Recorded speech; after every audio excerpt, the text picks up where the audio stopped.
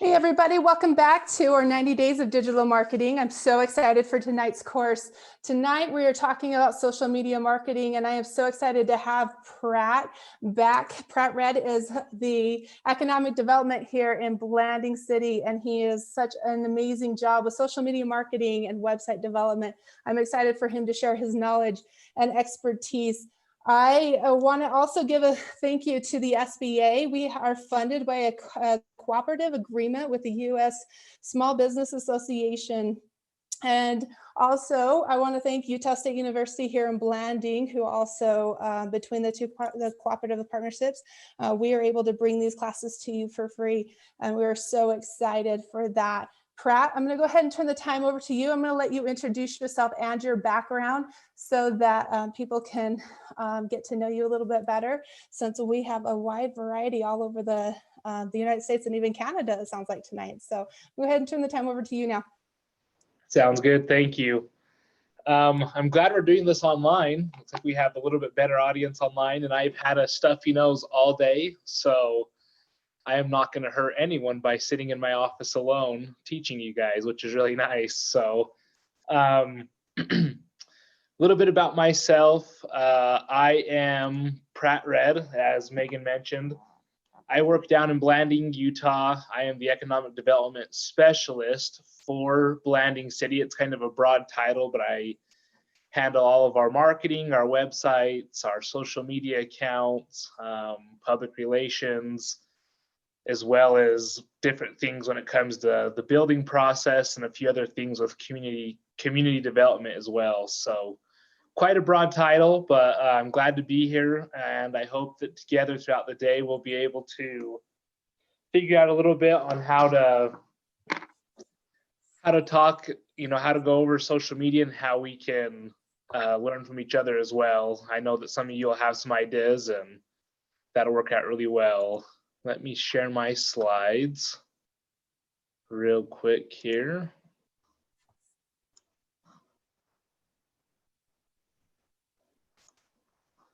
And we'll get going.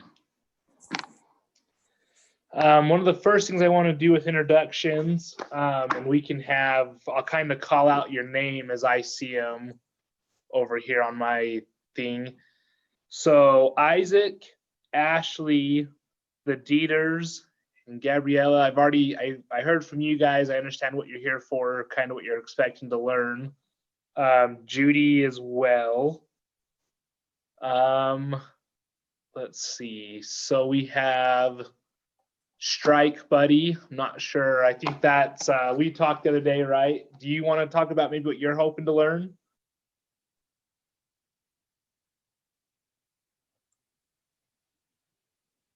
You there? Yeah, my bad. I'm here.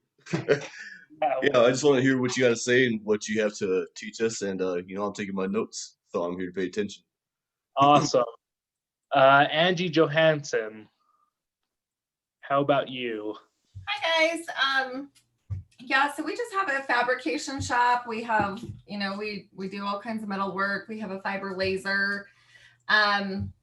We've been patenting aircraft recovery dollies since 2013, and we started doing a lot of stuff in-house. So this year we purchased this big laser, and it was, like an afterthought that we really need to vamp up our online presence and get out there. And so we already had a website. It just wasn't great. I've taken a ton of information from your last class, Red, and I'm in the process of making a really, really good Wix website right now. So yeah, this has been great. I am just here to get as much information about all of it that I can. So awesome. Well, I'm glad to have you back. Together. And glad to hear about the website as well. Drew. Yeah, hi, my name is Drew. I work at a boat dealership right now as a general manager, and then also I'm going to start up my own business as a boat detailing, and just kind of want to learn some stuff about marketing and social marketing and website and stuff like that. So yeah, that's why I'm here. Okay, awesome. And I think the last person I have on here I'm seeing are Russell Rogers, and that's all that I can see. Russell, are you on? Yep, I am here. What are you here for tonight? I mean, outside of learning social media, you have a brand or a business. What do you? Yep, I am a local voice actor, voiceover actor.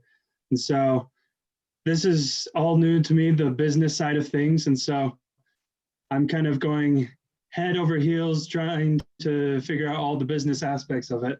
And this is obviously a very important aspect of business, being able to interconnect and to create relationships through social media so that I could reach out to potential clients. Awesome, thank you. Voice actor, that one's a first for me. And then, okay, I just had one more person jump on. It was Caesar. Are you there?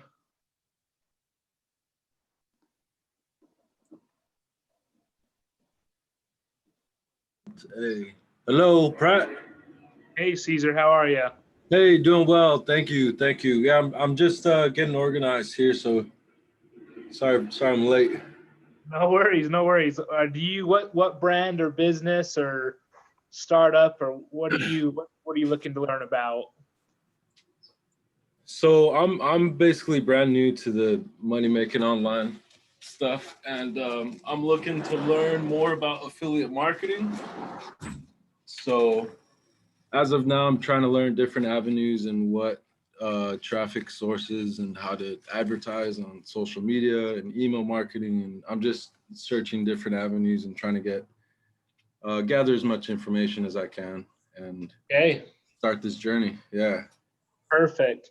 Well, we'll jump right into this. Looks like we have about 47 minutes left. I'll try to go through this as quick as possible. Then we will do quite a few questions as well at the end. If you have something come up, you know, that you want to kind of ask me, feel free to just chime in and we can answer that as well. I feel like this first slide should be the answer for everyone here. Says we don't have a choice on whether we do social media. The question is how well we do it. And this is a phenomenal quote. In today's world, it does not matter if you want social media or not. It's almost a must-have thing that you've got to have for your brand and business. Even if social media is not the best fit, it's always good to have a presence, and it's free. So it's good to take that mindset moving forward throughout this training. It's not a matter of if you're going to have social media, but a matter of how well you're going to do that social media account. So then usually the next follow-up question to that is, I hate social media. So if any of you out there that hate social media, that's totally fine. It's okay to not want to have a personal account, to kind of stay out of that realm and that world. That's just fine. We'll go over ways that you can still manage a business profile, but stay relatively hidden for your personal sake. I know that there's people that just really don't like the negativity that can come with social media. And so we will address that as well. So one of the things I wanted to talk about with that, kind of starting out, social media is an interesting thing because for yourself and for your brand and business, as little as 20 to 30 minutes a week, you can, that's virtually 5 minutes a day. You can run a very well thought out account. And then there's also accounts that may need 2 to 3 hours a day to manage it and to answer questions and things of that nature. So depending on who you are in your business and what your goals are for your business, you can still do a really good job 30 minutes a week. And there's going to be those of you that love it, and you can spend an hour or two a day really honing in on your skills and research and making the very best of your accounts. So keep that in mind. As we go through this, we'll talk about how to keep your usage down if you're not a huge fan of social media. Demographics. So before we even talk about social media, I want to go over who is on social media and some of those things. So let's see if this pulls up properly. Everyone, you should be able to see my screen. It is a Sprout Social up in the left corner, and it's a bunch of demographics starting in 2020. So if you can't see that, let me know, but I'm going to keep scrolling. One of the important things to know is who is on social media and what platforms might be best for your business. And so this was just a recent study they did. It was really good to see, but I'm going to scroll through this and we'll go over this. You know, it talks about their usage on these platforms. So on the left, if you can't see it, the left is if they use it several times a day. The blue in the middle is if they use it once a day. And the light blue is if they use it less than once a day, so maybe bi-weekly. And as you can see, a majority of people, you know, 32% is for YouTube and 51% for Facebook, are people that typically check their accounts multiple times a day, which is really interesting to look at and see. And then over on the right is just kind of the percentage of how many people are on it daily. So you can kind of get a glimpse here. You know, most of the people, I mean, if you look at Instagram has millions and millions of users. So 42% of those users are there multiple times a day. You know, that's the equivalent of, you know, virtually tripling or doubling that number, because they're getting on to check it multiple times a day. So you have a multiple of 2 or 3 to catch them and to hit their feed. So kind of keep that in mind. Then this has some more interesting numbers as we scroll down. So this is for Facebook. The gender, you have 75% female, 63% male, and then it breaks down their age. Facebook has gotten progressively older, as you can see here. These different percentages are what, you know, from 50 to 64 is 68%, 30 to 49 is 79%, and 18 to 29 is 79%. Then it drops off dramatically to 50% as you get younger. And that's most likely because of Instagram and TikTok really upping their games. So this stuff's, you know, more where they live, education, income. That's not necessarily as important. Keep coming down here. This is millions of users. India and United States are the 2 biggest users of Facebook. Instagram, you've got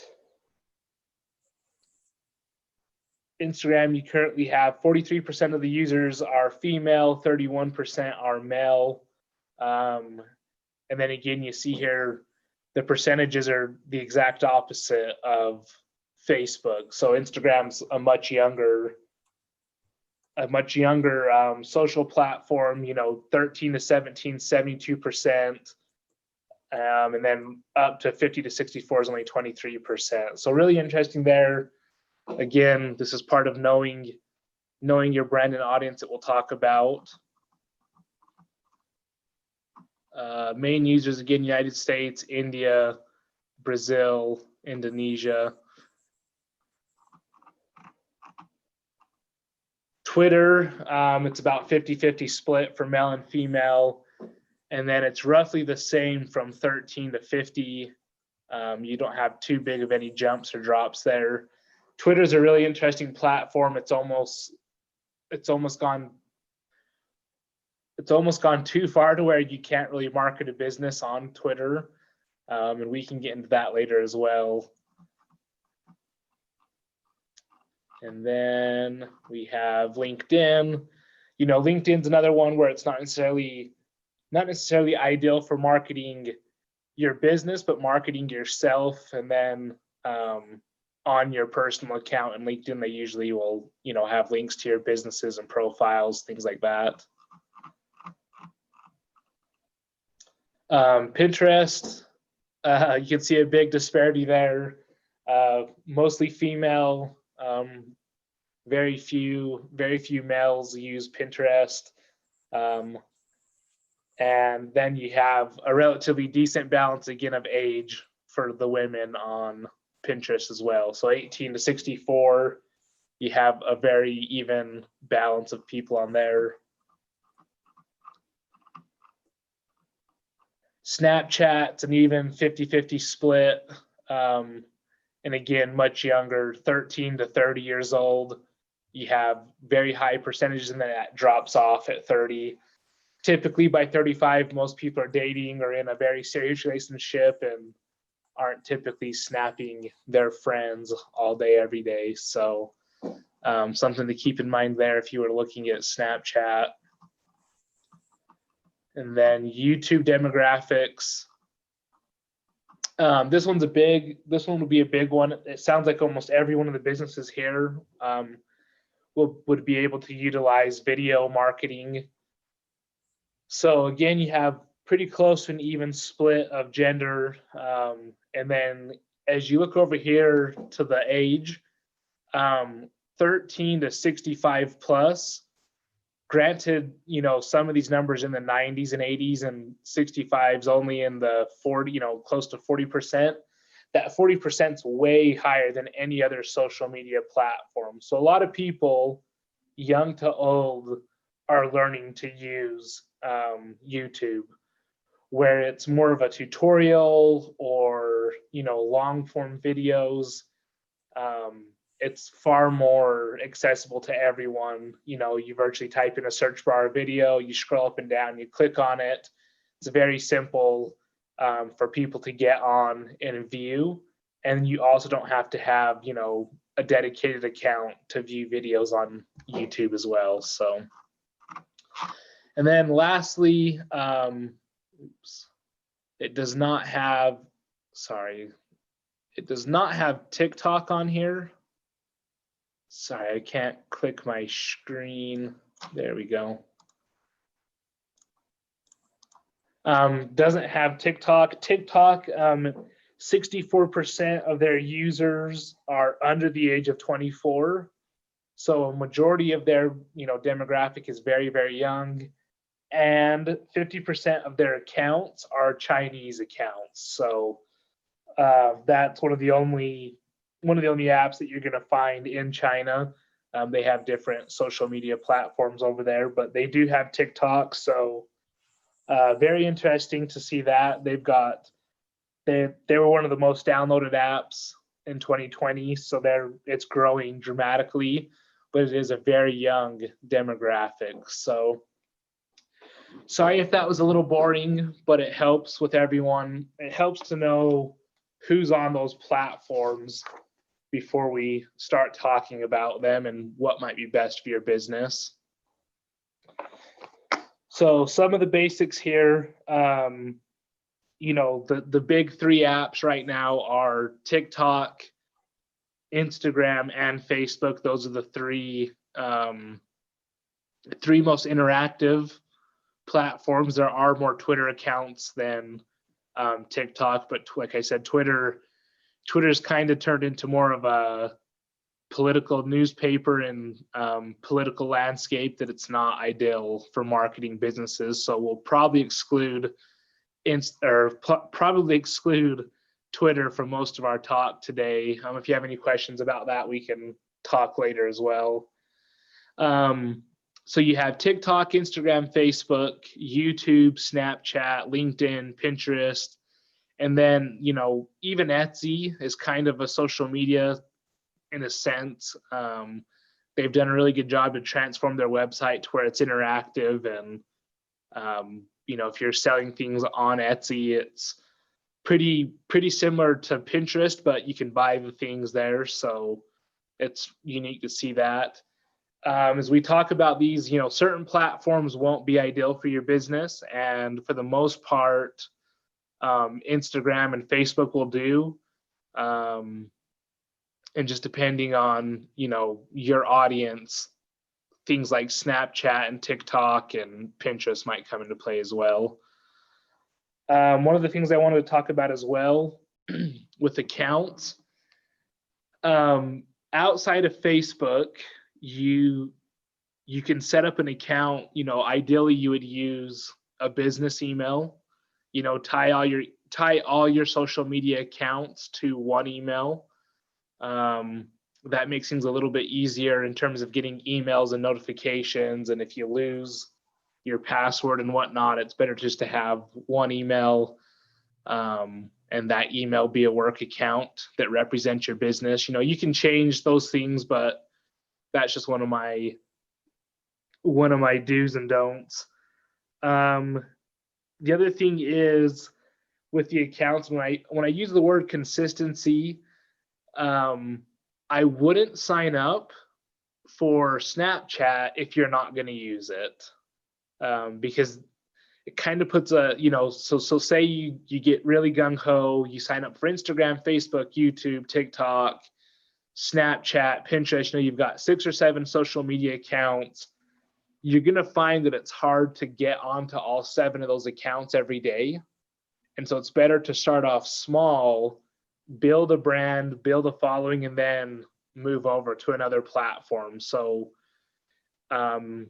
if you start small and then start adding, you know your time, you know your availability, it makes things a little bit easier. Whereas if you start with 7, you know, 7 accounts, you're going to start deleting those accounts and you'll get a bad taste of like, well, that, you know, that didn't work, or I never had time, and social media is hard. So that consistency is important to really start the accounts that you need and then grow to the ones that you feel are, you know, better for branching out and hitting more people. So keep that in mind. Typically on all platforms, excluding, you know, YouTube and TikTok, you can do images and you can do videos. Right now, videos have been on the rise with TikTok and Instagram. Video marketing has just been, you know, it's been everywhere. People are more likely to watch a 5 to 10 second video that's funny, that highlights your product. Images still work really well. Don't get me wrong there. I do mostly images on my social media accounts that I manage, but video's got 2 benefits because it allows you to see how many people viewed it. You know, images a lot of people view, but they may not interact with it or like it.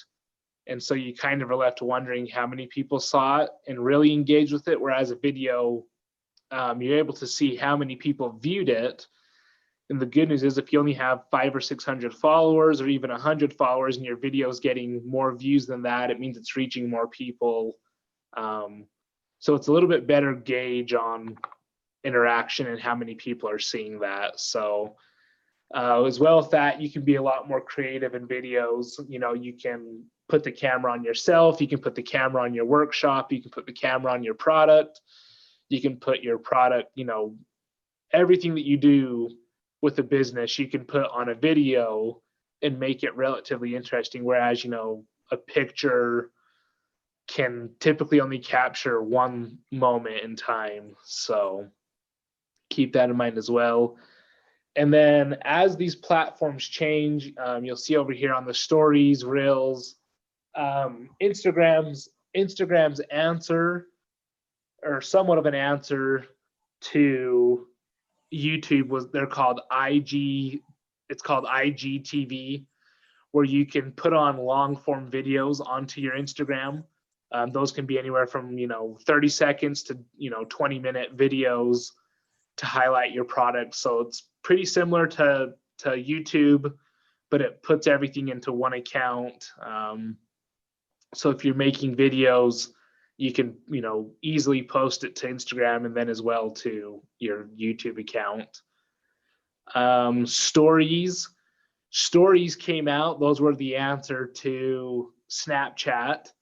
Those are a quick one-time thing that lasts 24 hours on your profile. That's on Facebook and Instagram.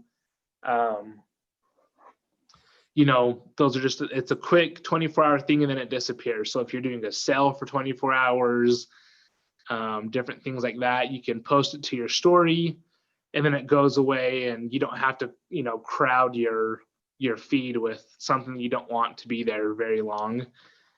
And then Instagram Reels, where they're answered to TikTok. So as you can see here, Facebook and Instagram, with as much money and power and reach as they have an answer to every other social media. So technically, if you had Instagram, you also have YouTube, TikTok, and Snapchat in a sense. So very often you'll see that where platforms are kind of merging, whereas it used to be, you know, Instagram was strictly for pictures, but now it's virtually 4 different apps in one. TikTok, very similar to Vine. If you remember Vine was 30 to 60-second videos, really creative, and then it eventually lost following and they sold out and shut down. TikTok's really taken off. It's a very young platform. Pretty interesting there. There's been, you know, the talk of shutting it down and things like that. So keep that in mind as you're investing your time in it. I'm not 100% sure if it is or isn't still shutting down in 2021, but there was talks of it. So those are kind of the basics. You know, a platform is virtually the app or the website. And then the other things are what exists within it. If you run multiple accounts, Instagram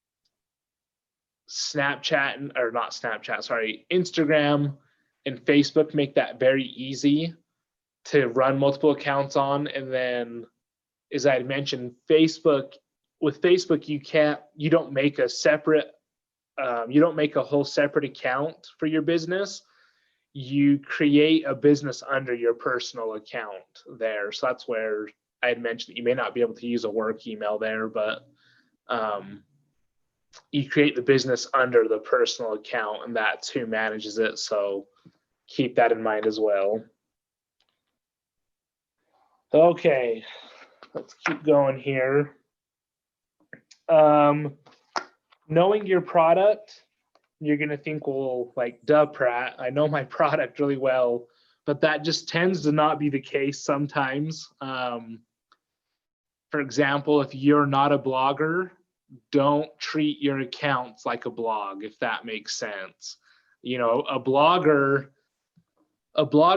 let's use a lifestyle blogger for an example. He or she might, you know, post all of their travels, their kids, their entire lifestyle on their page because that is their product. Example, the Dieters, you guys are, you do leather work, boots and saddles. You probably don't want to post your kid puking and being like, oh man, life sucks on your leatherwork page, right? Because it's not part of your brand or your product necessarily. So when I say that, you know, compare apples to apples, compare your product to a product just like it, and, you know, follow that template versus running your product like you would your own personal page. They're not the same, and they should be somewhat separate. Know your audience. On all of these platforms now, when you set up a business account, you can get your analytics for your page for free within those apps. So you can typically find out who your followers are, where they live, their age and their gender and things like that. So that's really nice. It will help you know. And then as well, you know, if you've been working with your product, you'll know, you know, maybe typically your product interest is in younger people or older people, or, you know, strictly people that are cowboys, or they're strictly, you know, different scenarios. But typically people assume everyone's a customer, and that's not necessarily right. It's good to study your audience, to know them, and to be able to hone in on who to market to. So knowing your product is the how. You know how to market it because you know the product. Know your audience is the who when it comes to marketing. And then knowing your budget, we talked about this with the websites. You know, is it $5 a week that you have to boost post and to kind of help push your product? Maybe you don't have any interest in spending. That's why you're on social media. You're hoping just to have a free platform, or maybe you have thousands of dollars a month to push your product. So different things like that will matter. So it's important to know what your budget is as well. And then lastly, keeping up on trends and researching. So for example, Instagram, they have an algorithm. The algorithm changes, every few months. So quarterly, I recommend, just doing some research, seeing what updates and what things the social media platforms have done to update and get better. Like I said, 6 months ago, Reels on Instagram didn't exist, and now it exists, and it's a huge part of the app. So some of those things are really important to keep in mind. Like I said, quarterly, that doesn't have to be too often. Every 3 months, sit down, spend 20 minutes researching what things have been updated and changed, and maybe, guidelines, things like that. So those are just kind of the basics. Moving forward, as we continue to talk about these things, just, really keep in mind what your product is, know who buys your product and who you're marketing to. And then those other two are more, those can change with time. 3 and 4 can. So let's see here. Let's see.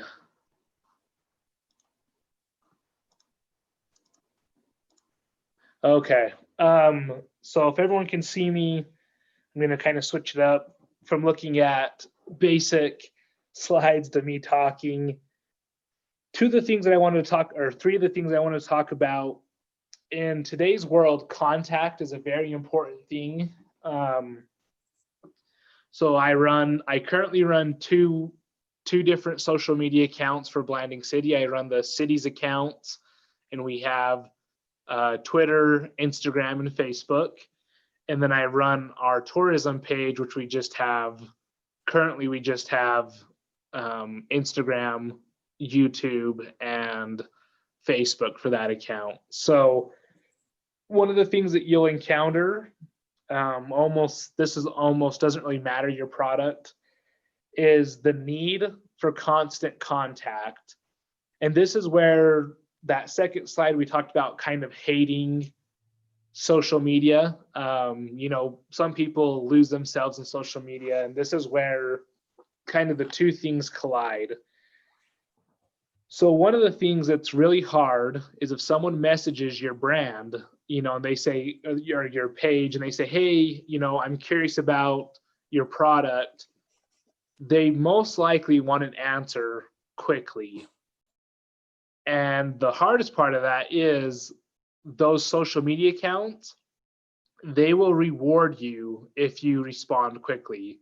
They'll tell people when they message you that they respond within 30 minutes or average of an hour or within 5 days, But overall, you're rewarded when you respond quickly. And that's what's really hard about social media. So my recommendation for that is, if you run a social media account from 9 to 5, if someone messages you, take 2 minutes and just hurry and get back to them. Even if it's, hey, I am out of the office, or we'll get back to you tomorrow at 5, by 5 p.m. At least give them something quickly, because then like I said, it rewards you, it rewards your page, and then it rewards your customer as well. And I know that's hard because there's a lot of you that have, 2 or 3 jobs. This might be your 3rd or 4th job, and it might be your first job. But either way, that's something most people don't consider. They go, oh, well, I'll get messages. But it's the message at 9 o'clock when you're sitting at home, you've had a long day, you're going to really be like, well, do I respond or don't I respond? And that's where social media can really grind on people, is that constant contact need that people will have. So keep that in mind. If it's a really easy answer, I always suggest just answering, even if it's a little inconvenient, always answer. If they need, if it's going to be a full paragraph and you've got to find pricing and look up a bunch of things, just say, hey, we're currently closed. I will get back to you tomorrow. People appreciate that. They understand that people have lives. But the way that the world works, your product comes across their screen, they hit message, they're hoping to get something back within 30 minutes. So keep that in mind. But know that I know that that part is very hard, and it's very hard to commit to that, but please keep that in mind. The second thing with this on constant contact, so the first one was respond quickly when possible. The second one was manage expectations, and this is managing your expectations as well as theirs. Every person that messages you is not going to be a sell. So don't assume because you took 20 minutes to get them pricing and you went out of your way to be nice, do not assume that they're going to buy your product. They'll probably still continue shopping, and they'll probably come back, and be a continued customer. But please don't think that because they found you and messaged you that you have a for sure sell. You need to, just again, manage those expectations, be helpful, be polite, be available, but understand that that person, might find another business 2 seconds later and never ever respond back to you. And that's just part of the game. And then managing their expectations. So my in-laws, this is a good example. My in-laws own a furniture store. So we'll go into a fun COVID story, because I'm sure everyone here has had a fun COVID story. Their mattress factory is in Phoenix, Arizona, and then they have 10 different brands they sell, from California to New Mexico to Texas to Oklahoma. There's different warehouses that make different furniture brands. Throughout COVID, every single one of those factories has shut down for at least 14 days. So that's not crazy to think, a lot of people did that. The issue is when those were shut down, everyone got $1,200 to $5,000 to $6,000 stimulus checks. So they went out and they said, hey, we got a bunch of money, we're going to go buy furniture. Well, the issue was their stock only lasted a few weeks. So then when they went to order mattresses, the mattress store had been closed for 14 days. So it was 14 days behind. But then because of everyone's money coming in, the demand had shot through the roof, 200-300% across the nation, not just in Arizona, but across the nation. So they would tell people, well, because of COVID, it's going to be a month. It'll probably be 4 weeks. So people go, oh, well, no problem. 4 weeks doesn't matter. But then 2 weeks passes and you're like, hey, it's been like 4 weeks. Where the heck's my mattress? So they call in and they say, hey, it's been like 5 weeks. Where's my mattress? And they go, well, it's only actually been 20 days. You've got another 11 to 14 days before it gets here. And then, they're like, oh, okay, that's fine. That's fine. And then the furniture store calls and they say, hey, just kidding. It's going to be 3 more weeks, right? So then they have to call back, break that news to the customer again. So where I'm going with this is make sure the expectations are set clearly at the very start. So if they had told that person, hey, it's going to be 2 months for your mattress, and by 2 months, I'm talking about, let's say it was March. Hey, you're not going to have your mattress until the end of May. Do you understand? That's not rude. It's not impolite. That way that person goes, okay, it's actually closer to June before I get my mattress.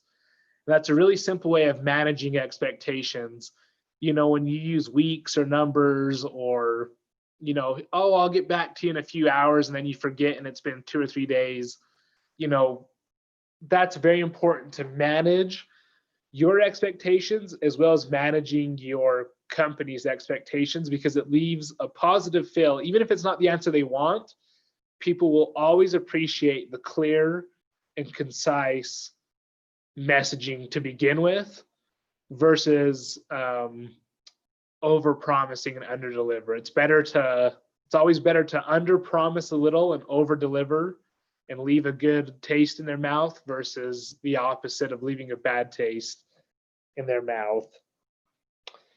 And then thirdly, good problems. And so good problems I had listed, you know, maybe you're getting 5 to 6 messages, maybe even 15 a day. That 15 would be a lot for most small businesses. But those are good problems to have when you find yourself going, oh my gosh, I'm so tired of getting on social media to answer questions. I'm so tired of people commenting on my pictures and my videos. Those are all really good problems to have and kind of keep that perspective as you go throughout this process. Most likely as you start, you're not going to have a ton of followers, and that's all right. But as you continue to be consistent and grow, you'll see those things come in, and it's really ideal that you understand good problems versus bad problems. And that kind of, like I said, you know, managing your expectations and your customers' expectations will really help you to have and understand those good problems. Let's see. So up until this point, let's take a second here. What I have coming up, I have customer engagement and content creation is kind of my last few slides. Up until this point, do we have any questions?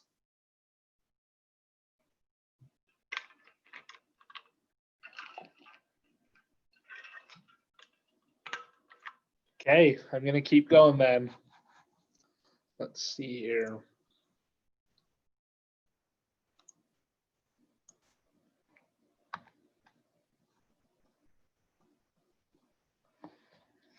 All right, customer engagement. So as I mentioned in one of the other slides, with research and with the updates that these apps make, if everyone is familiar with polls, so lately on Instagram, someone will post a picture and say, you know, do you like left or right? Or should I cut my hair?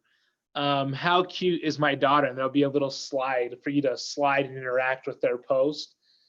Those things are all really important because, again, it tells you how many people will interact with your page. And then also, again, you get priority when you have followers that interact with your pages and you interact back. Social media has gotten so smart that it will reward you for doing those things. It'll show your post to that person first. It'll mention you in their stories, different things. It'll notify them that you've posted and different things like that. So customer engagement's been a big thing. And so one of the things I did, and I just realized one of the things I didn't do when I introduced myself. So I worked for Brian Head Ski Resort for 2.5 years, and I managed their social media. And then I moved back to Blanding, where I was born and raised, and I managed a life flight company called Eagle AirMed. And then their sister companies, I managed 3 of their social media accounts, and then I currently manage Blanding. So I've had 7 years of managing social media experience. And I'm sorry I forgot to mention that on the first part. So as I share this experience with Brian Head, now you know that I worked for the ski resort and some of those things. So when I got to Brian Head Ski Resort, they had about 3,800 followers on Instagram. We ended up merging 3 Facebook pages, and we had about 20,000 followers on our Facebook page, 3,800 on Instagram, and then about 1,000 on Twitter. And so when I got there, they were currently losing followers on all 3 of their platforms. Their engagement was super low. Instagram was losing accounts daily. You know, more and more people were unfollowing them. And then the Twitter hadn't been touched in years. They had made it. They had done a good job to get a following. And then they just stopped doing it because, again, that person got overwhelmed that was managing it before me. And so they just stopped doing it.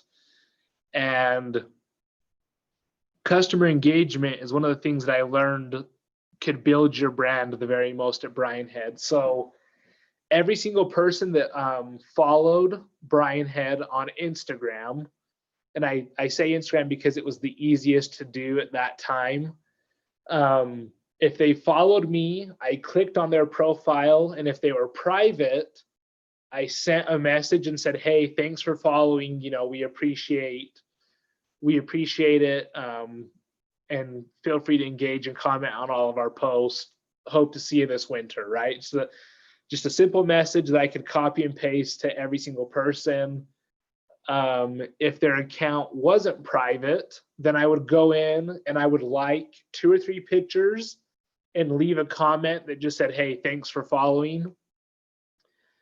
And this kind of goes back, you know, like the Discovery credit card commercials nowadays where they pride themselves in having a real person answer the phone. That's their best form of marketing, is that Discovery credit card has humans that you talk to. And this customer engagement, it keeps people knowing that there's a human behind the account, that there's an individual running it that has a personality and a life. And it tends to make people be very happy when they follow a page, and then that they get recognition for it. People love recognition. So if you have that ability with Instagram, it's the easiest to do it on Instagram.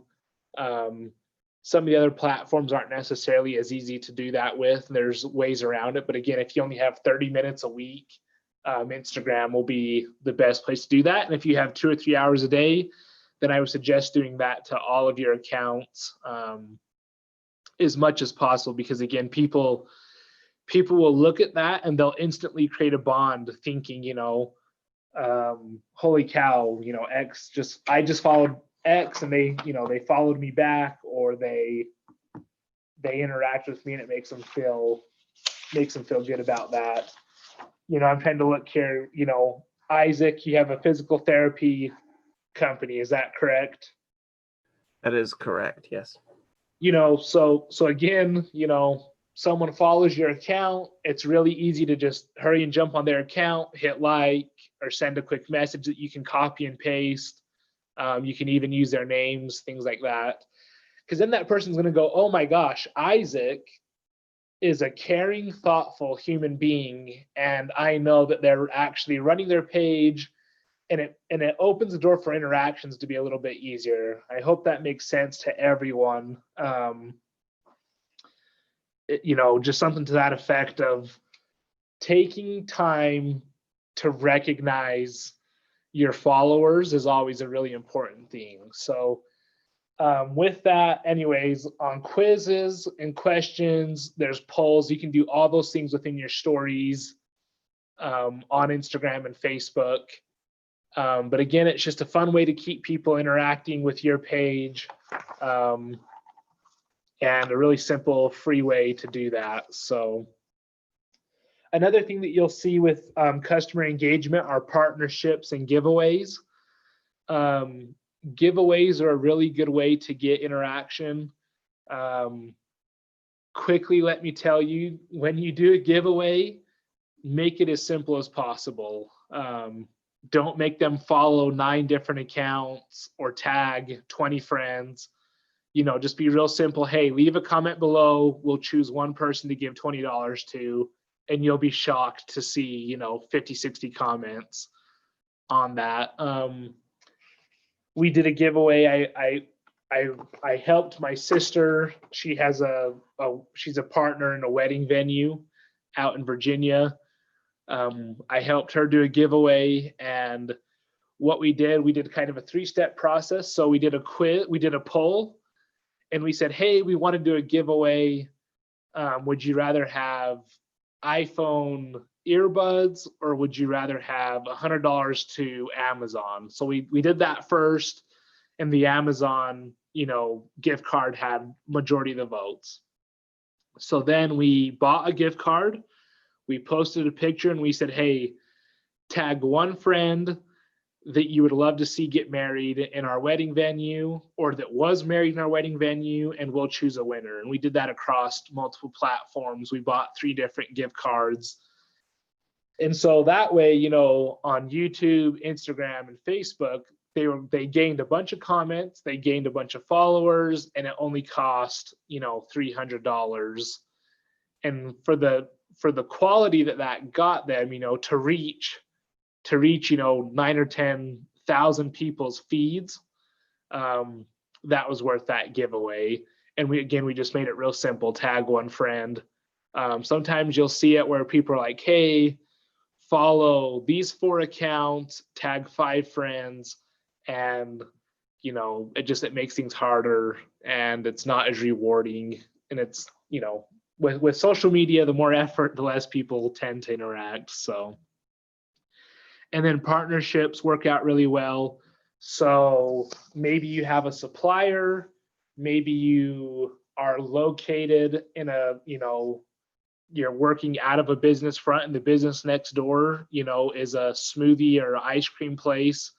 You do partnerships with them, you get their followers to see your followers to see their followers. Different things like that work out really well to do partnerships. If it's a similar brand or a product that complements your product really well, partnerships and giveaways are a really good way to do that. And then lastly, I had creating awareness and personality. So again, going back to Brian Head, Brian had a lady that had worked there for 17 years named Marianne. And she said, we need to create a personality. That was the issue, is that Brian Head Ski Resort didn't really have a personality. And so you had different things. Again, Facebook was really old. Most of our followers were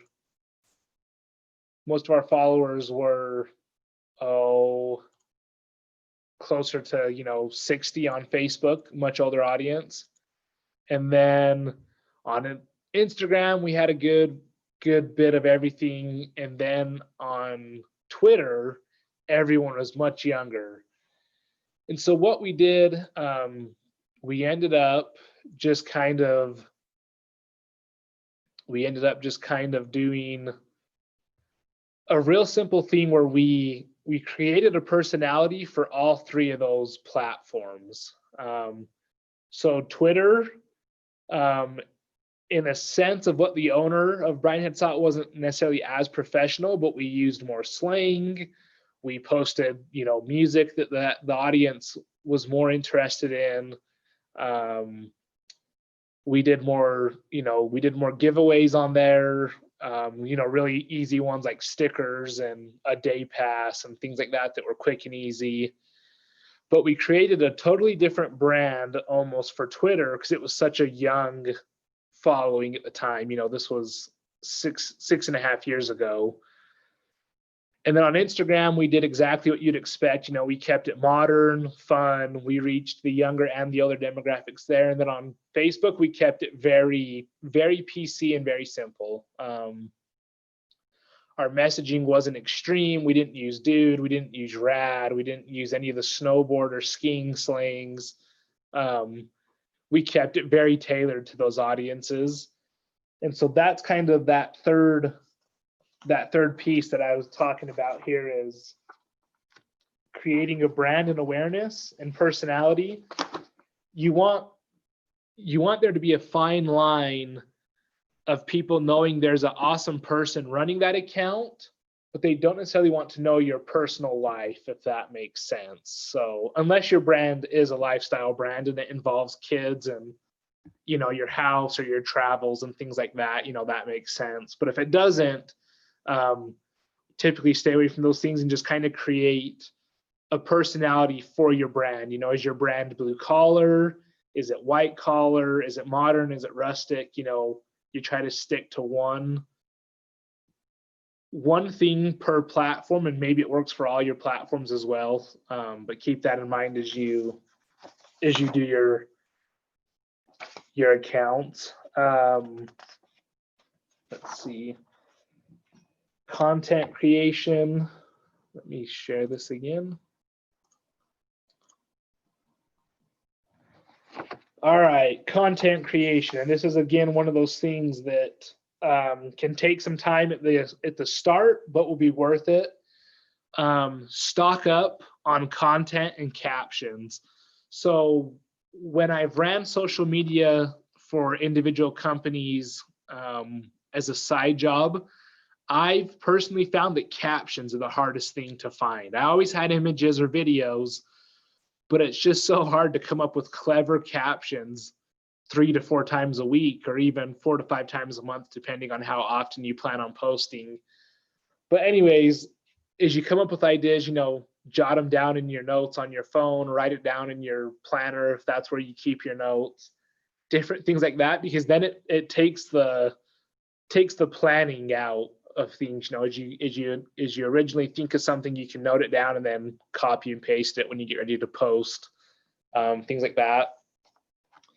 If you have you know, a product that's physical, or a training, or, you know, was it Angie? You said you had a new laser that cuts metal. Is that right? Sorry to call you on the spot. That was Angie that I was talking about. You had a fabrication and metalworks. Is that right?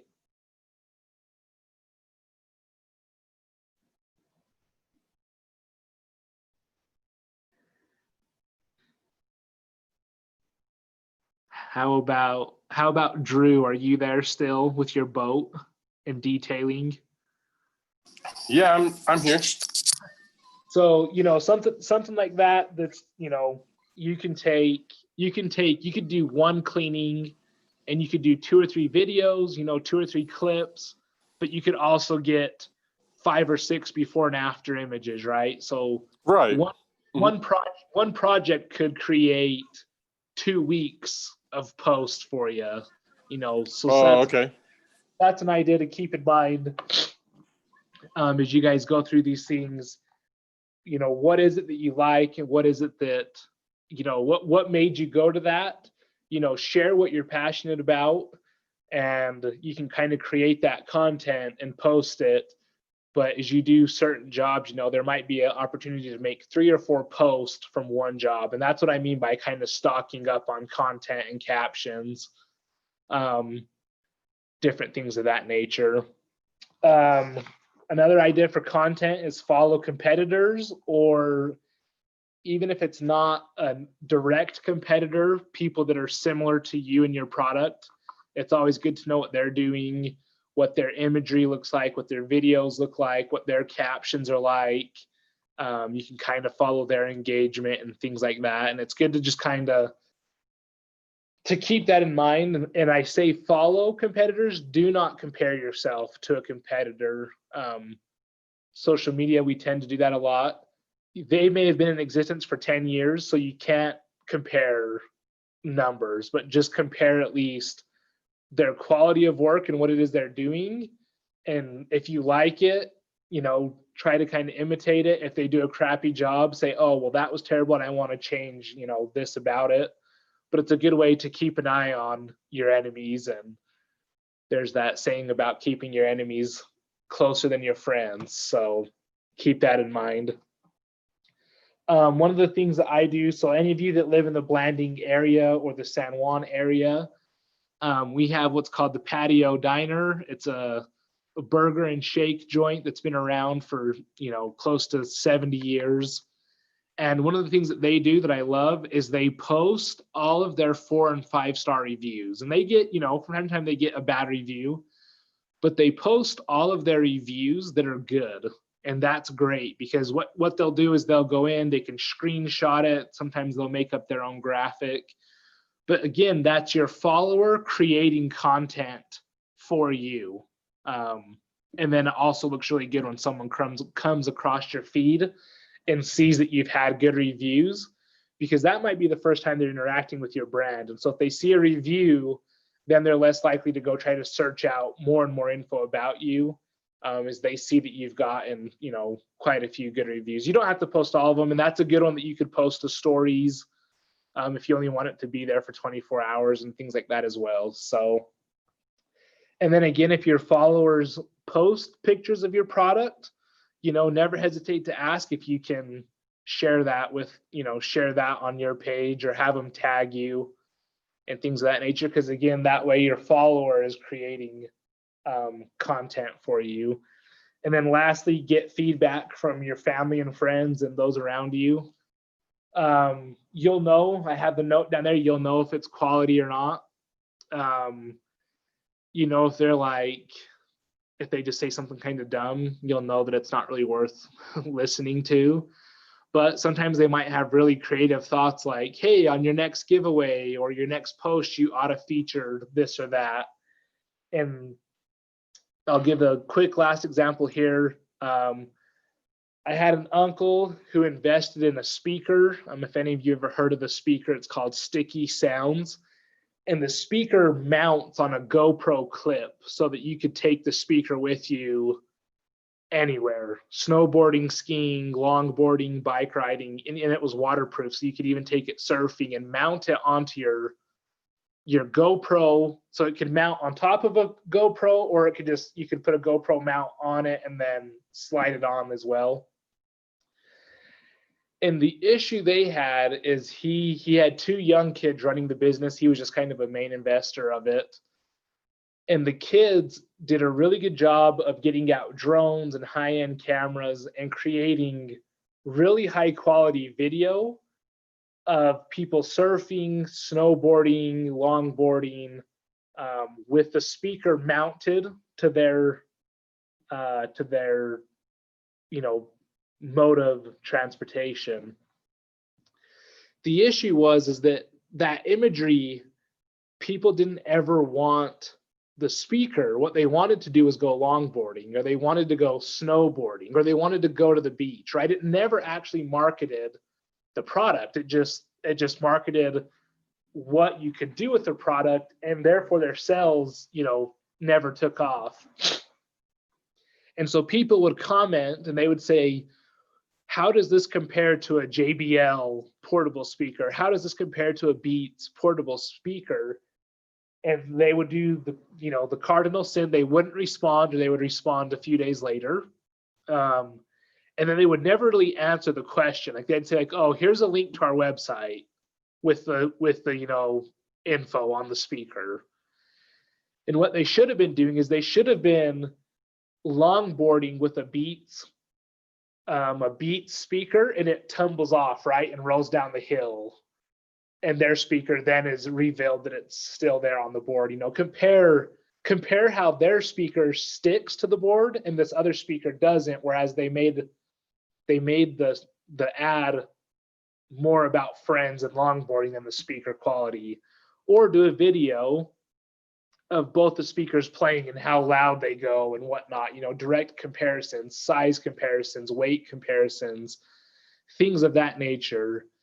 So I hope that makes sense in the idea that sometimes the people with the most money and the most creativity, they don't necessarily do the best job of selling their product. And that's what's special about social media is some people spend thousands and thousands of dollars a day creating videos and doing certain things, and that, that's great.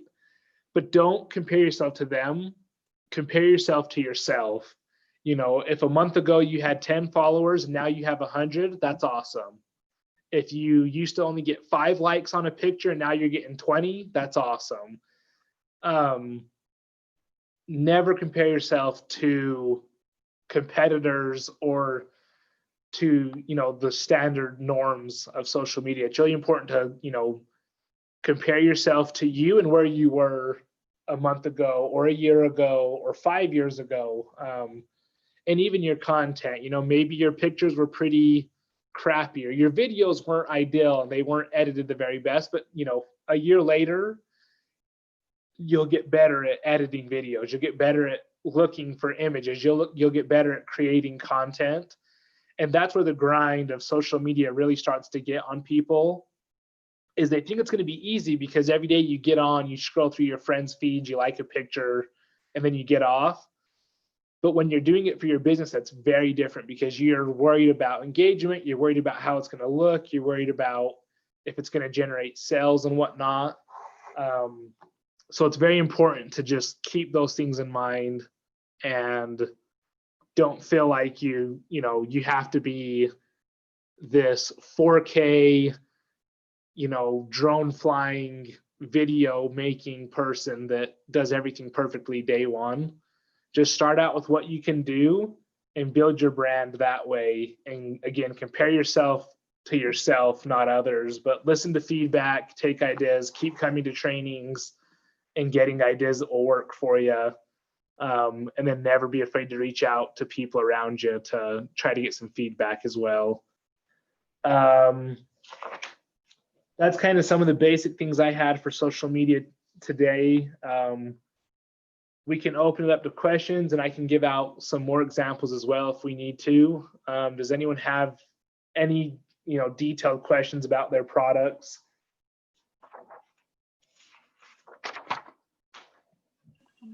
I have a question, Pratt, if you don't mind.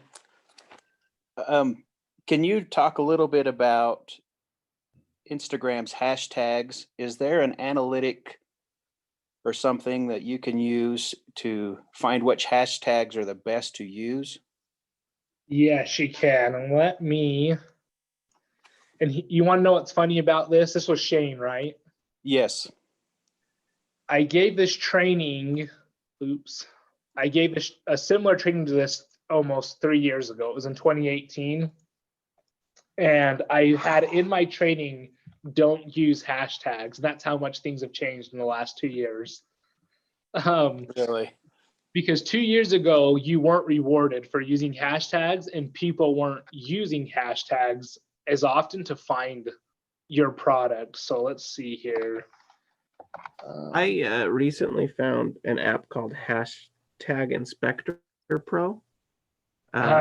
And you just type in what you want to type in and it tells you how many views or how many hashtags there are. And then it will even have a tab that says, like similar hashtags and you can scroll through those. And what was the name of that app again? It's called Inspectorpro. And then you can mark your favorite hashtags and then just highlight a whole bunch, copy them, and then paste them, so you never have to type them. Oh, so was that just on a Google search? I mean, that's where you find it, is just the internet. I just found it in my phone in the App Store. Okay. Oh, so it is an app. Yeah. Okay. Cool. Thank you. Yeah. Sorry, I'm trying to remember my password here. It's not letting me. Never. Sorry, let me try to get on to my Instagram. Give me 2 seconds here and I can tell you this. I thought that I knew my password, but I guess I don't. 1 second, I'm getting there.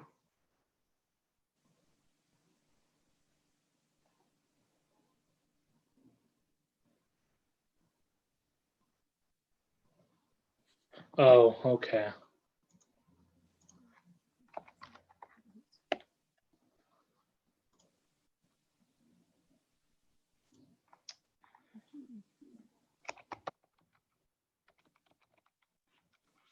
City of Blanding.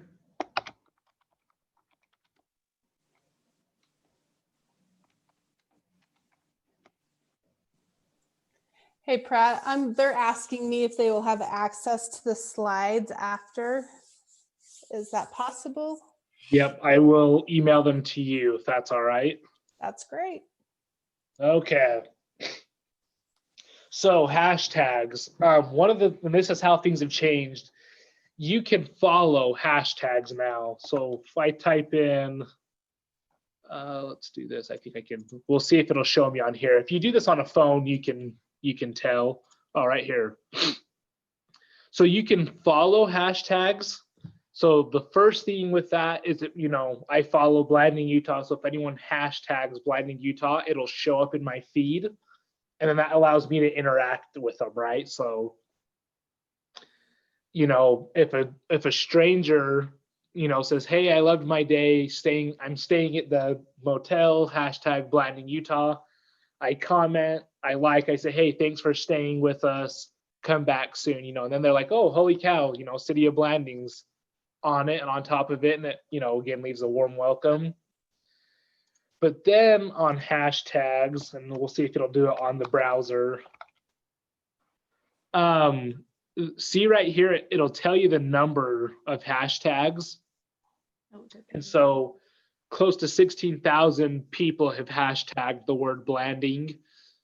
And so this is nice because where you were talking, Shane, you might be able to find, saddle, leatherwork, cowboy boots, different terms that you're familiar with that I'm not. And you can type in, that hashtag and see how many people are using them. But then what's nice is you can come in here. Oh yeah, let me preface this. Blanding, I think in a different language, it means eyebrows and makeup or something to that effect. So you're going to see a lot of this. I don't know why, but that's why I don't follow the hashtag Blanding. I just follow Blanding Utah. So for example, typically it'll say top post, and these are the most liked posts on that hashtag. And then typically as you scroll down, it'll say most recent. I'm not sure why it's saying it's something to do with the elections. It'll say most recent, and the people that have hashtagged it most recently, you'll have a chronological order of hashtags. And so what you can do then is come in here, so again, let's say it's saddles. You can say, let's say it's a picture of a broken, ripped up saddle, and they're like, time for a new saddle, hashtag saddle. You could come in here and comment and be like, hey, tough luck on the saddle. If you're interested in a new one, here's a link to our website. We're a company in rural Utah. We make handcrafted saddles, if that makes sense. Yeah. So sorry, when you follow a hashtag, when somebody uses that hashtag, how do you know? How does it notify you? Let's see. So as you go through, so if you're scrolling, like this, you're scrolling through this, it won't say their account. What it will say right here is it'll say the hashtag, and then you'll see a picture or the video that they've hashtagged. So it'll look just like a post, but it won't be an actual business. It'll just say it'll just be a hashtag up in this area, whether you're on a phone. So it just comes up. So it just comes up on your feed. Yep, just like you're following an account. But okay. So if it's a hashtag with 2 million, you might get 30, 40 posts a day, and you may or may not want that. And it will, like I said, because of the algorithms, it's going to show you the ones that it thinks you're going to interact with the most. So that's always good to know, but keep that in mind. So hashtags, and then in terms of using a hashtag, do your post it, and then comment below, and then use anywhere from 7 to 11 hashtags in a comment, if that makes sense. So let me show you what I mean there. So let's see if this one does. I think I have it on this one. So I went in, so I took this picture of the Moki Dugway. I posted it, and then like 10 minutes later, I went back in and I added all these hashtags to a different comment than the post, because then it doesn't, it's easier to find, if that makes sense. It doesn't take away from my caption, but then like if I were to click on any of these, theoretically this picture should be there. So if I go to Bears Ears, so again, here's top post. And for whatever reason on a computer, it's not letting me, but I would be, probably in the top 20 pictures of Bears Ears down here under most recent, because that was just a few days ago that I posted that. So that's kind of, so, I don't know how many people follow the hashtag Bears Ears. Like I would guess it's in the thousands. So it's just another way to get your product out there.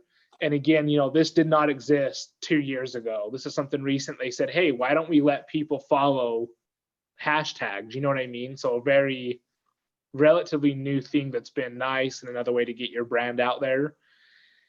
And then you can also go in and change these. And that's another reason to do it under a comment, is you can just come in here and edit. If you're on a phone, it'll let you edit those hashtags. You can delete or add new ones to them as well. And so that next question would be, how often should you be posting on Instagram, for instance? Daily, twice daily? I always recommend 3 times a week. Okay. Daily depends on your following. Typically daily you're going to burn out, is why I say that.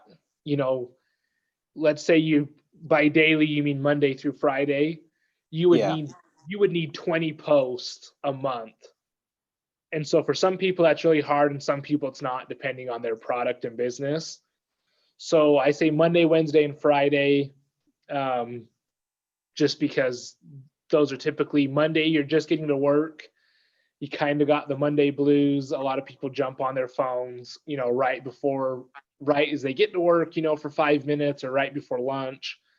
Wednesdays, again, it's hump day. And then Friday, you're at home after the weekend. You're typically online at night looking at stuff. So that's one of those things. And then, my personal preference, I post at night, like around 8 o'clock. And sometimes that performs really well and sometimes it doesn't.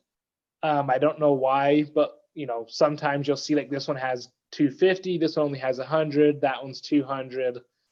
I feel like different things, like for an example, like a Saturday night, my posts typically do better Saturday night. So I only post once a week, sometimes twice a week on this tourism page. So it just kind of depends, if your engagement goes way down, you may want to go to 3 days a week. If your engagement's up and you can do 5 posts or 4 posts a week, keep it up. And your followers kind of dictate what you do, as weird as that sounds. Okay. Well, I sure appreciate the answers, Pratt. Yeah, no problem. Hopefully that, it made sense and it was clear. Yeah, it was. Helped a lot. Oh, real quick too, another thing you can do along with hashtags is you can use a location. And if you click that location, it'll pull up similar pictures as well. I'm not sure why that one's not, but Instagram's really bad on a computer, but I can't show you my phone. I can't screen share my phone, but let's see if this one will. You can pull up the mobile website on your computer. Oh, you can? Yeah, if you right click out on the side. Let's see. Sorry, where? Yeah, right click out in the gray area on the side of the page and click inspect. And then top left corner, you see like the tablet and then the phone. Yep. Perfect. And there's your phone view. And that should give you more things with Instagram. Yeah, that's awesome. Thank you. So you can see easier here. This is the Bears Ears location, not the hashtag, the location. You see those are different than the one we previously looked at, and there's most recent right there. So anyways, this is a good way to interact with people and followers, you know, if they're in your area. You know, if you're in an event, you can look at different hashtags. You don't have to necessarily even follow them. You can just put on your phone, hey, once a month, check out these 5 hashtags and go in and interact. You know, you can come in here, like their picture, you know, just little things like that. That lets people know that your brand exists, that you're a human, that you're active, different things of that nature. It's really nice. So yeah, so again, hashtags, you'll see the same thing. You're gonna see stories. This is a story. Top post, those are the most liked posts in the last month, and then the most recent. So you can kind of just. That's pretty cool feature. Yeah, thank you for telling me about the this inspect, because I've always wondered why. I don't know why they don't do this to begin with. I mean, they have so much money. I'm surprised Instagram is so bad on just their desktop version, but yeah, I don't know. I had to look that up too because I got frustrated. But you can, in this view, you can actually even post from your computer. yeah, okay, that's good to know. I typically always post from my phone because I typically share from my Instagram to my Facebook as well. Right. Yeah, I do too. But Well, you do that here. I'll have to play. I think you can. I haven't ever done it because I'm just used to doing it with my phone. Yeah, that's me too. I like my phone. So anyways, what else? Anyone else have any questions out there that you're curious on? Well, I hope that lady can.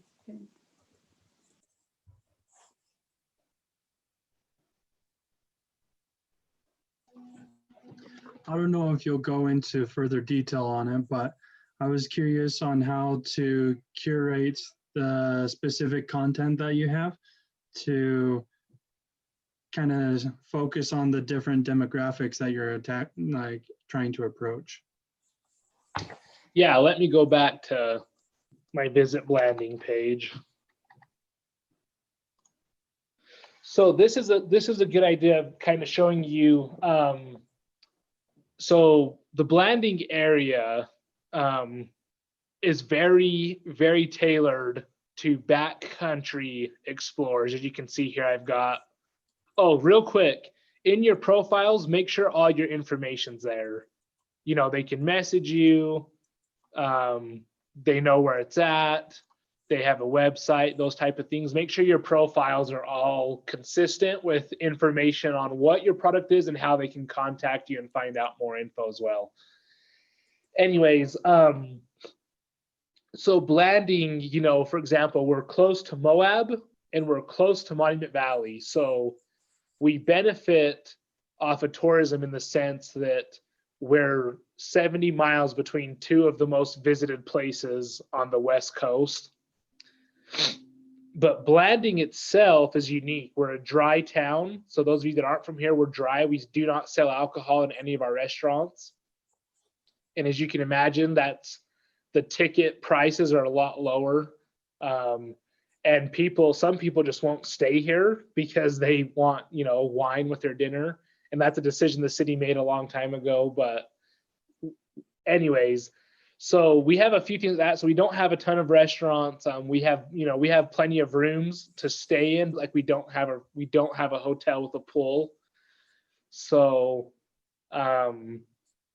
we are more appealing to the person that's going to be in that wants to stay for 2 or 3 days and they want to hike trails and ruins that are less traveled. Does that make sense? So I post strictly backcountry themes. So for example, this is a ruin. This is a ruin in Butler Wash called Monarch Cave. You're probably not going to find this. There's no signage to it. There is a road and a parking lot, but you're not going to find Monarch Cave trailhead unless you are diligently searching for it. and you're going, well, why don't they just market it? The BLM doesn't allow me to market this because the site can't handle 100 people a day. It can handle 10 a day, but it can't handle 100. Does that make sense? Yep. So in that sense, everything that I post on here that I curate, literally outside of natural bridges and goosenecks, which are state parks and national monuments, they've got ADA accessible trails and, viewpoints. But a lot of these places, value of the gods, ideally you have a high clearance, possibly 4x4 car. A lot of these trails and these sites, you've got to be ready to hike on a dirt path for miles. It's not a paved pathway. It's not a national park. It's very much backcountry. You may even camp into some of these things. And that's just what we have found has been our bread and butter. Typically we market to people that are a little bit older, 35 to 60. Their kids are older. You don't want a 10-year-old doing this hike. A 12 and 15-year-old can do this hike, but you don't want a little kid doing, any of the Grand Gulch hikes. Just little things like that. So we try to keep it tailored to a specific set of individuals. And then this is another thing that you can highlight as well. This is Bluff, and this is Bluff's Balloon Festival. It's okay to take a break from your product from time to time and help market surrounding areas. So the balloon festival in Bluff, it's a big event. People are going to stay in Blanding as well as in Bluff, so we want to market the event, and it's okay to team. That's a partnership. It's okay to team up and show what there is to do around your area. This is a pretty similar demographic of people that want to come see balloons, that want to see ruins. It's typically, 35 to 60-year-olds that want to come down for the weekend. You know what I mean? So we will partner up and do those things. But the other thing that you'll see is most of my stuff's orange. I don't use a filter, but I try to kind of keep everything orange in that glow of the, natural stone that surrounds Blanding as well. Kind of a subliminal thing that I don't think most people notice, but I notice. But the color palette of my images are all kind of the same as well. So again, that's that consistency of backcountry hikes.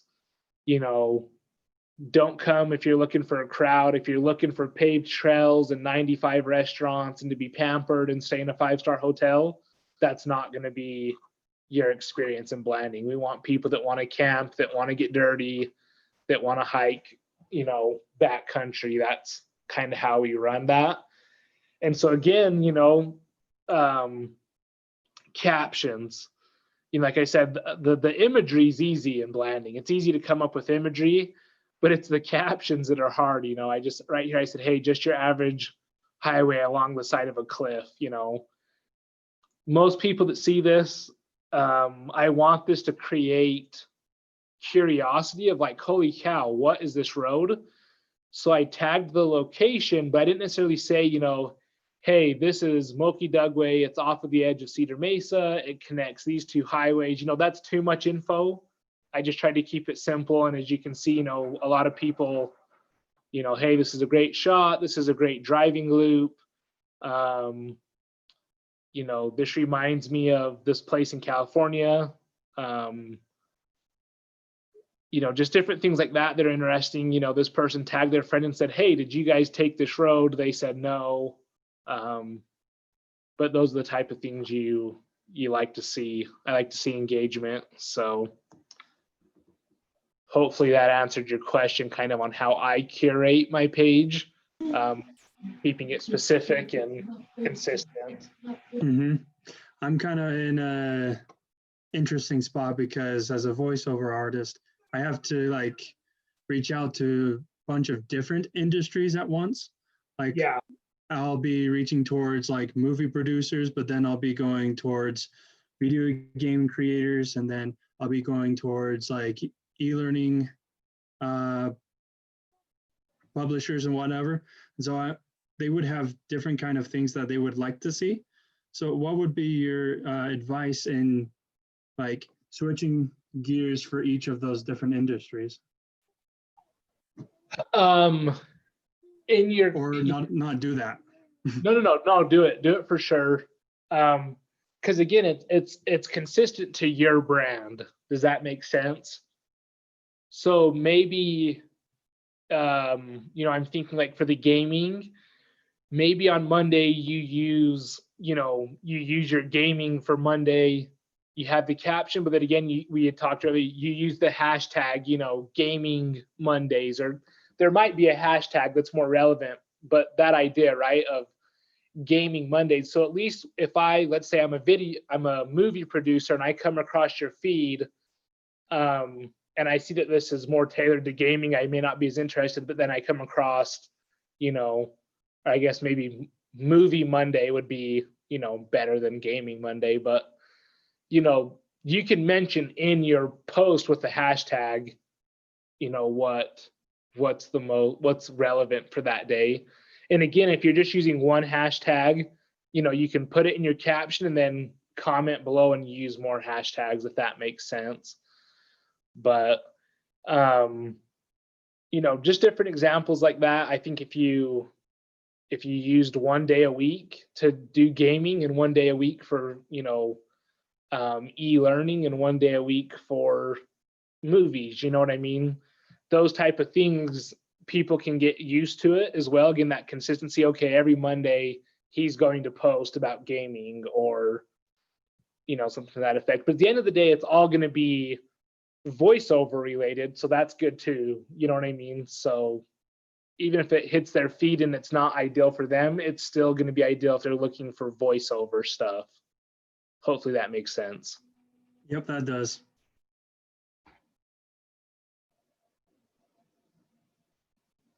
Okay, any more questions? I've got time. If we need to wrap it up, we can wrap it up as well too. So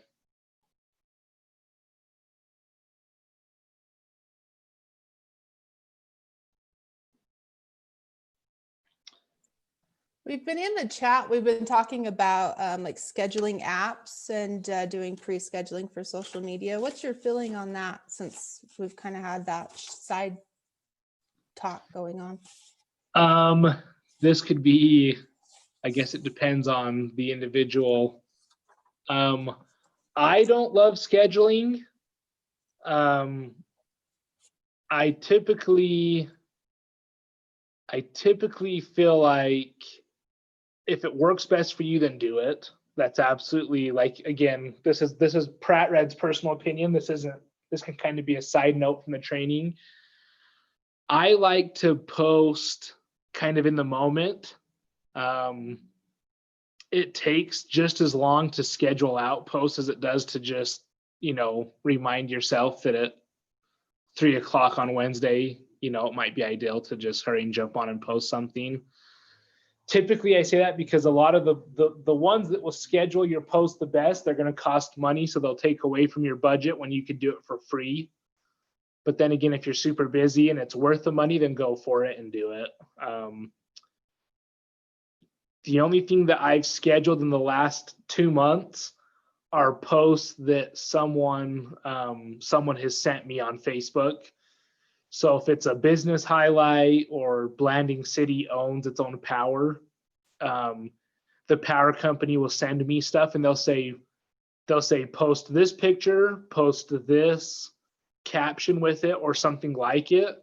Then I'll hurry and jump on and schedule it on Facebook, because if it's a single image, it will post to Instagram and Facebook. But where I'm making my own content, I typically just post it myself. I get paid to do it, so for me it's a little different. Whereas if it's your own business, you're kind of doing it for free. So, but if you're paying $10 a month for that scheduling thing, if you can afford that and it works, go for it. But if it's like $50, I would suggest saving that money. posting it yourself and then boosting your post, spend $20 to boost your post to people and you'd still come out $30 richer. So that's my thoughts. I have been looking at those as well, and Hootsuite is actually pretty good on their free service. You can do 3 platforms and 30 posts scheduled versus other ones that only do 3 platforms and only 10 posts. Can you say that brand again? Hootsuite. Hootsuite, okay. Talking about Hootsuite. I prefer Buffer, but I pay for mine and I schedule mine out, but I'm scheduling for 4 businesses and my personal post too. So I think it depends on the quantity of what you're doing and how many platforms that you're doing, because I go across 10 different platforms, so, or 10 different groups and things like that. So I think it depends on the quality. Like Pratt was saying in the beginning, you don't want to have a platform that sits dead because you don't have the time. And so that's where I chosen to fill that, so that I'm not always on social media. Yeah, because again, burnout is very real with social media. It's so, again, to each their own. A lot of times, like I say, if it works for you, keep doing it. Don't stop. And if it doesn't work for you, then look into different ways of doing things. And it sounds just about like that's going to be something for everyone. It'll be very specific to who you are and who your product is and how many outlets you have. Yep, totally will. Any other questions before we wrap it up tonight? Very cool. Well, we thank everybody for coming tonight. It has been a information-filled evening. I love all of the questions and the Q&A session, I think the most, because that is where you get into the bread and butter of all the information that you really need. Thanks for watching. If you're watching on the replay, please make sure you subscribe and like this video and share the content if you know anybody that needs this information. You guys have a wonderful evening and thanks for watching. Have a good night. See you later.